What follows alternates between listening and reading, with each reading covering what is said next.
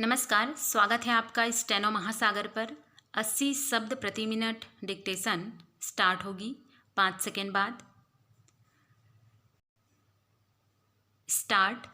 रेवड़ी संस्कृति को लेकर चिंता जताए जाने के बाद भी राजनीतिक दल किस तरह इस संस्कृति को बढ़ावा देने में लगे हुए हैं, इसका ताज़ा उदाहरण है मध्य प्रदेश कांग्रेस की ओर से जारी घोषणा पत्र।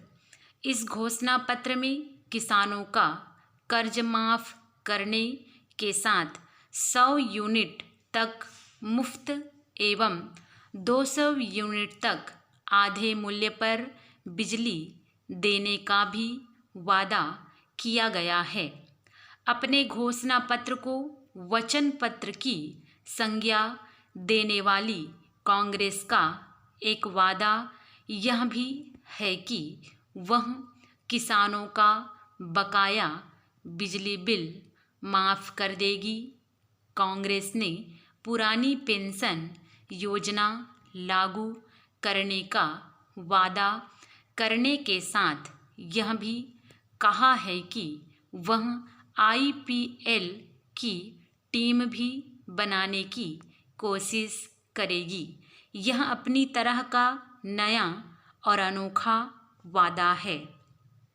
लोक लुभावन घोषणाएं करते हुए कांग्रेस नेता कमलनाथ ने यह भी कहा है कि वर्तमान भाजपा सरकार ने खजाना खाली कर दिया है और इस समय राज्य के हर व्यक्ति पर 50,000 रुपये का कर्ज है। प्रश्न यह है कि यदि मध्य प्रदेश की आर्थिक स्थिति ऐसी है तो फिर कांग्रेस अपने लोक लुभावन वादों को पूरा कैसे करेगी। वास्तव में कोई भी दल इस प्रकार के प्रश्नों का उत्तर देने के लिए तैयार नहीं। कांग्रेस मध्य प्रदेश की तरह तेलंगाना में भी लोक लुभावन वादे करने की तैयारी में है। तेलंगाना कांग्रेस छात्रों को मुफ्त इंटरनेट प्रदान करने और विवाह के समय युवतियों को 1 लाख रुपये के साथ 10 ग्राम सोना देने पर भी विचार कर रही है। यह बात और है कि उसके नेता यह भी कह रहे कि इंटरनेट सेवा प्रदाताओं से बात करके तय किया जाएगा कि छात्रों को यह सुविधा कैसे दी जाए। साफ है कि बिना सोचे समझे घोषणाएं की जा रही है।